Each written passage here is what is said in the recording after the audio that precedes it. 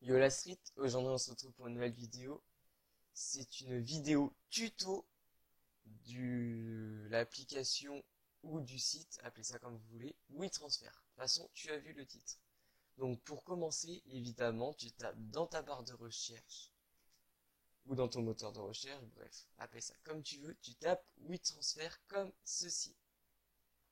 Normalement, tu es censé accéder à cette page juste ici.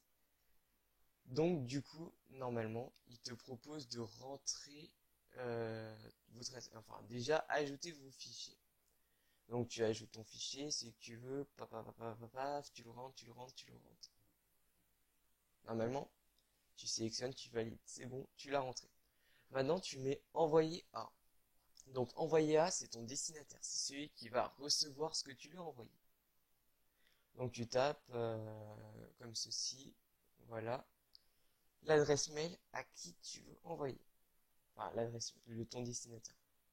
Tu tapes maintenant ton adresse mail, comme ceci, puis le message que tu veux envoyer.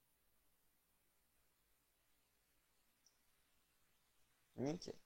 Donc maintenant, tu appuies sur transférer. Là, il te propose, enfin, il te demande de valider si c'est bien ton adresse mail. Donc moi, je vais dans mon adresse mail. Je rentre du coup dans le code de vérification 505 775, comme ceci. Puis j'appuie sur valider. Donc comme vous pouvez le voir, c'est en train de charger. Bref. Alors maintenant, pour s'inscrire. Donc déjà, pourquoi s'inscrire?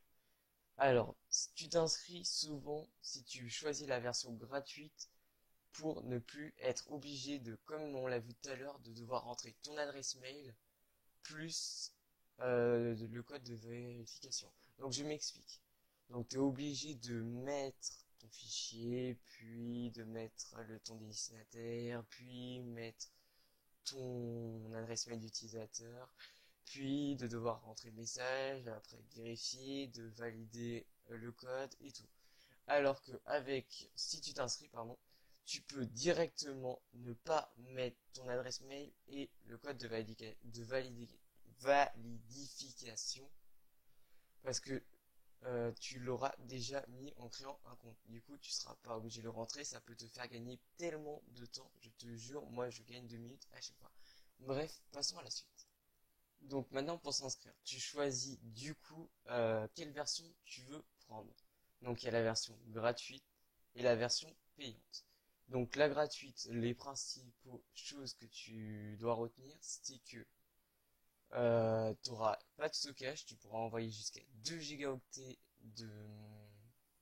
d'éléments de stockage, enfin, comme tu veux, appelle ça comme tu veux, et au bout d'une semaine, donc 7 jours, le lien ou la vidéo que tu as envoyée expirera, c'est-à-dire elle disparaîtra, elle sera supprimée si tu as oublié de la télécharger, enfin si ton destinataire ne l'a pas encore téléchargée. Alors qu'avec la version payante, ton destinataire n'est pas, enfin, peut récupérer le fichier quand tu veux, puisque c'est toi qui choisis la durée d'expiration. Euh, Tu peux envoyer jusqu'à 20 gigaoctets au lieu de 2, je le rappelle, et tu as 1 Tera en stockage alors qu'avec la version gratuite, tu en as pas. Donc du coup, une fois que tu as fait ton choix, tu appuies sur s'inscrire, tu tombes sur ça. Donc du coup, maintenant tu rentres ton nom. Moi, c'est Thomas. Pour des questions d'anonymat, je ne vais pas dire mon nom de famille. Donc maintenant, tu rentres ton adresse mail, encore une fois. Tu rentres ton mot de passe, donc A, B, C, D, E, F, G, H, I, J, 1, 2, 3. Puis tu remets, en confirmé, tu remets le même mot de passe. Tu mets j'accepte les conditions d'utilisation. Je te conseille de lire les conditions d'utilisation avant et tu mets c'est parti. Donc imaginons sans faire exprès, et bah t'as mis déconnexion ou alors t'as changé de PC, de portable, bref, de ton d'appareil. Tu appuies sur se connecter, tu rentres ton adresse mail, ton mot de passe, tu mets connexion et hop, c'est déjà fait. C'est bon, c'est fini, terminé, basta. Maintenant, tu peux aller sur WeTransfer et lancer ce que tu veux à ton destinataire. Et voilà, c'est déjà la fin de cette vidéo.